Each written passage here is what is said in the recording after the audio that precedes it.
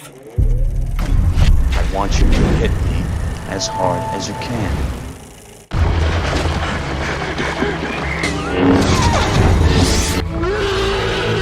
So unnecessary.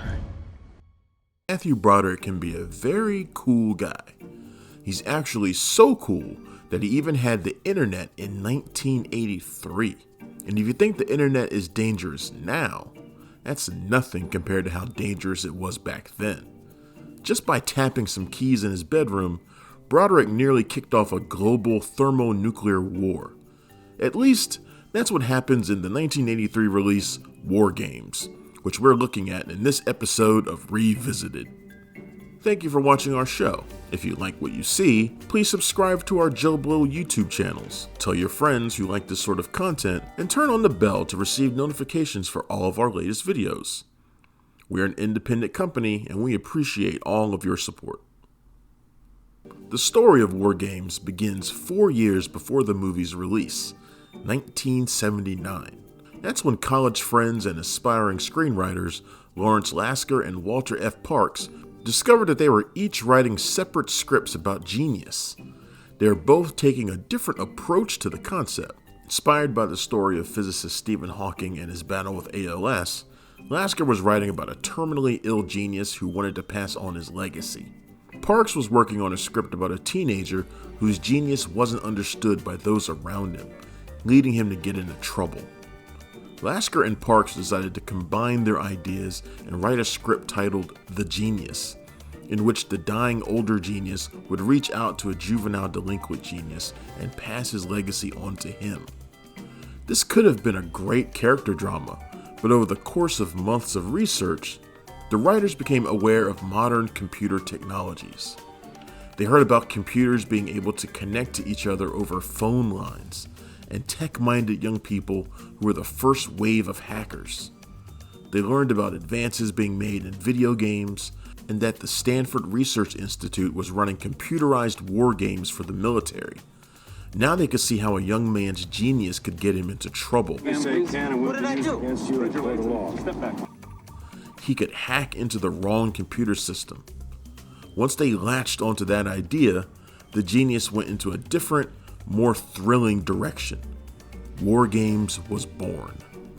After meeting with hackers and visiting NORAD headquarters in Colorado, Lasker and Parks had the full story in place. They wrote about a teenager named David Lightman who has cobbled together a computer system he can use to hack other computers. We first see him hack into his high school's computer to change his grades and the grades of a friend. Then he jokingly makes an international flight reservation on his computer, something unthinkable at the time. The trouble starts when he goes searching for a video game company's system because he's too impatient to wait for them to officially announce their new games. He wants to play them now.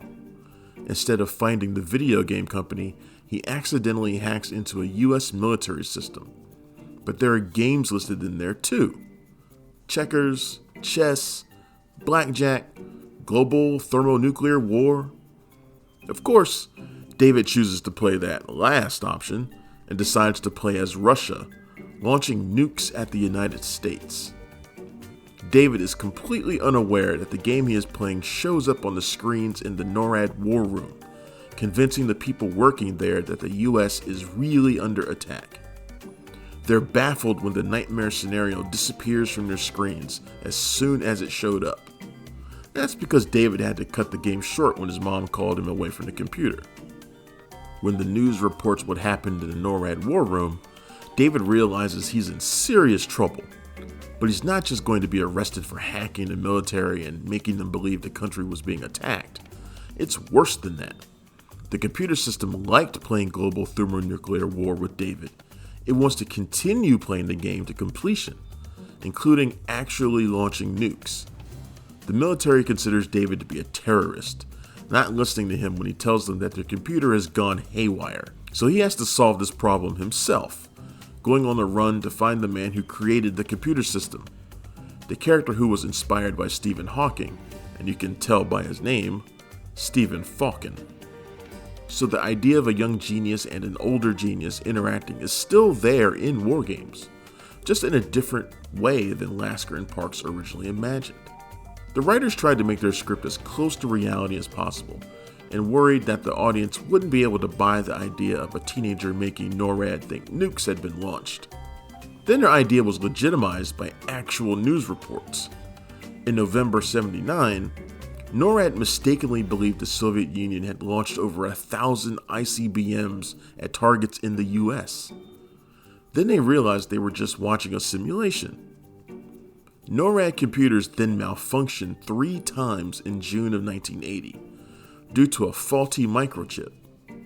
Now, it would be very easy for the public to believe WarGames could actually happen. Sorry to hear that, Professor. Thank you for watching our show. If you like what you see, please subscribe to our JoBlo YouTube channels. Tell your friends who like this sort of content, and turn on the bell to receive notifications for all of our latest videos. We're an independent company, and we appreciate all of your support. With executive producer Leonard Goldberg attached to the project, search for a studio began. But most of them were not ready at that time to tell a story that dealt so heavily with computers and hacking.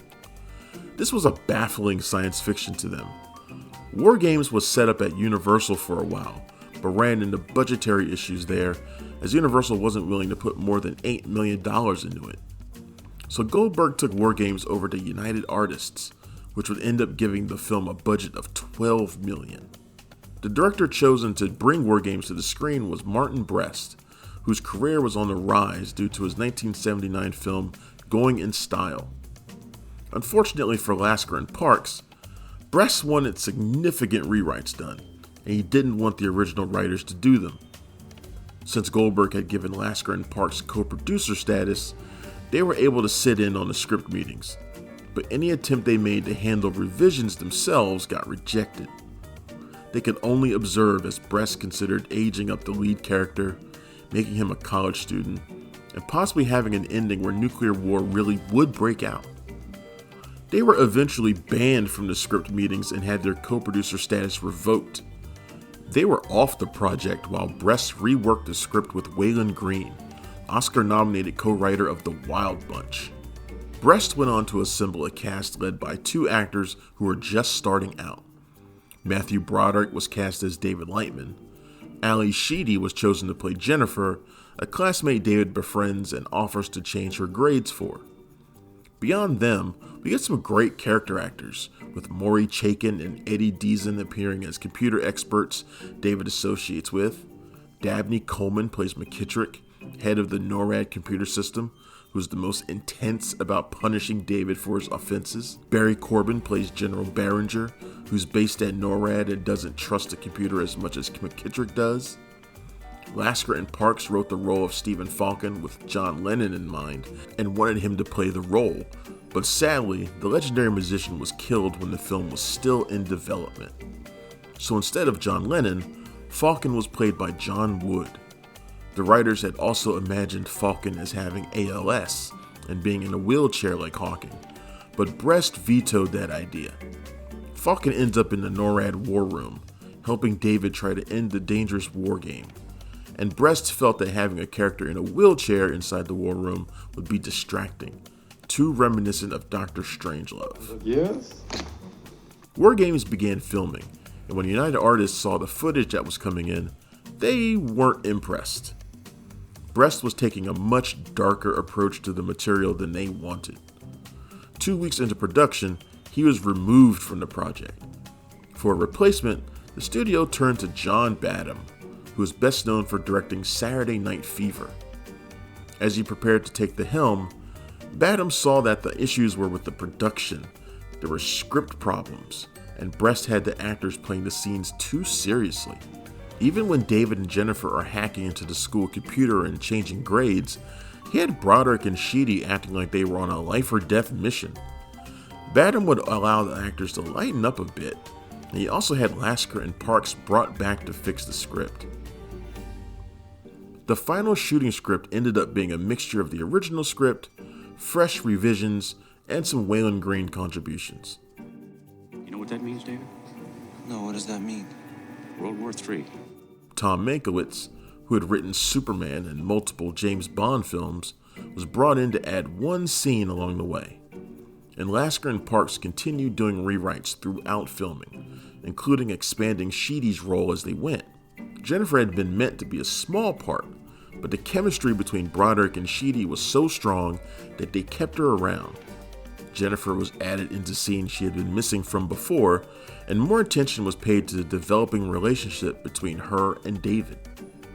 While the finished film isn't as dark as what Martin Brest was going for, that isn't to say that it doesn't take the material seriously. The stakes are clear in the opening sequence, in which two missile commanders, one of them Michael Madsen in a very early role, are led to believe that they've been ordered to launch the nuclear missile under their control. When one starts questioning the order, the other pulls a gun on him in an effort to force him to do his job and launch. It's very intense and a great way to get things started. These men don't know this is just a test, and that the one who fails to launch is part of the 22% of missile commanders who prove to be psychologically incapable of letting their nukes fly. Then we're introduced to McKittrick and Behringer at NORAD. There's an extended debate over whether or not the human element should be removed from the equation. McKittrick wants the computer system to be in charge of launching the nuclear missiles, since a human's conscience can get in the way. This is an important scene, because it sets up the fact that the computer system will be able to start a nuclear war on its own if it wants to. But decades later, you can imagine this scene being trimmed. Studio execs these days would probably want this information to be condensed and delivered faster so the film can get to its young lead. We're about 15 minutes into WarGames by the time David appears on screen, but it's his movie from that point on. Broderick did a terrific job of playing the character, and while David knows some of the tricks as Ferris Bueller, there's no hint of Ferris in this performance. David is an awkward troublemaker. Oh, David! Maybe you could tell us who first suggested the idea of reproduction without sex. Your wife? Get out, Lightning. But it's easy to care about him and root for him because he gets in way over his head. With a lesser or less likable actor, the movie wouldn't have worked, because Broderick carries most of the film on his shoulders. He has a great supporting cast, sure, but they couldn't have saved the film if the actor playing David was lacking. Broderick and Sheedy are really good together, so it makes sense that Sheedy was given more screen time than expected. McKittrick is a well-written antagonist who is also well played by Coleman. The writers were smart not to make his character too villainous or over the top. He thinks he's making the right choices. He just happens to be wrong most of the time.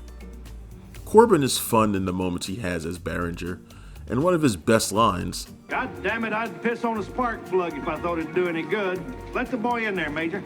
was an ad-lib.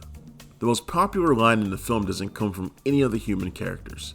It's delivered by the military computer system, which is also known as the WOPR, or the War Operations Planned Response. Badham came up with that acronym and the writers weren't sure about it, but it beat out the alternative, and the one that was used in real life, SIOP, Single Integrated Operational Plan. Badham thought SIOP sounded boring. It was the most boring acronym I had ever heard of. When David hacks into the WOPR, he turns on a speaker that's hooked to his computer so he can hear the voice of the system he's interacting with.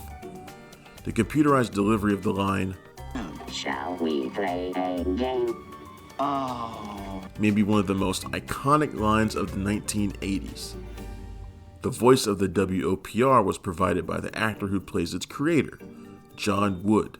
To give an unusual tone to his lines even before it was computerized, Badham had Wood read the words of sentences in reverse order. So when he read that famous line, he would have actually said, "Game a play we shall." Badham shows David turning on his own computer speaker, but when he interacts with the WOPR on other computers later in the film, we still hear that voice without a speaker being established. Some movie trickery that we're not supposed to think about. Given that the older genius was very important to Lasker and Parks' original idea, it's kind of surprising that there's so little of Falcon in WarGames. For most of the running time, we're told he's dead. He actually faked his death and went into seclusion, and when David and Jennifer locate him, Wood is really only given one scene to let us get to know who this man is. With the character's health issues removed, Falcon is just disenchanted in the movie. He lost his wife and young son Joshua, who he named the WOPR operating system after, and he's broken down by humanity's insistence on destroying itself. Wood brought a lot of depth to the character, and it would have been nice to get more dramatic scenes with him. But by the time he enters the picture, nuclear war appears to be imminent, so the characters are kind of busy. Viewers will probably never believe that Badham is going to actually let the WOPR/Joshua computer bomb the world, but that doesn't make it any less exciting to watch David struggle to prevent that outcome. WarGames is a thrilling, fun movie, and given the behind-the-scenes issues, the script writing mess, and the replacement of a director, it's stunning that it turned out as well as it did. All the tinkering with the script really worked out in the end, because Lasker and Parks ended up receiving an Academy Award nomination. Best Screenplay was one of 3 Oscars WarGames was up for. Lawrence Lasker and Walter F. Parks for WarGames. William A. Fraker was also nominated for his cinematography, and the film was nominated in the Best Sound category. In addition to being well received by critics and being honored by the Academy, WarGames was also a financial success. United Artists was rewarded for the $12 million they put into the production when it earned $80 million at the domestic box office, becoming the 5th highest grossing movie of the year in North America. International box office added another $45 million into the mix. Audience members were reportedly so into the film that they would applaud at the final lines. Strange game. The only winning move is not to play. How about a nice game of chess? One of the film's fans was then President Ronald Reagan, who took in a special screening at Camp David.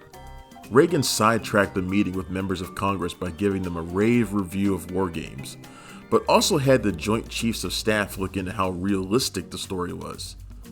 When it was found that this movie served as an early warning about cybersecurity issues, he signed a directive focused on the security of telecommunications and automated information systems. That wasn't the only impact WarGames made on the world. It was also an important film to the real people out there who were as interested in computer systems as David was. When a hacker convention was founded in the 90s, it was named DEF CON, in reference to David's antics causing the military's DEF CON threat levels to increase.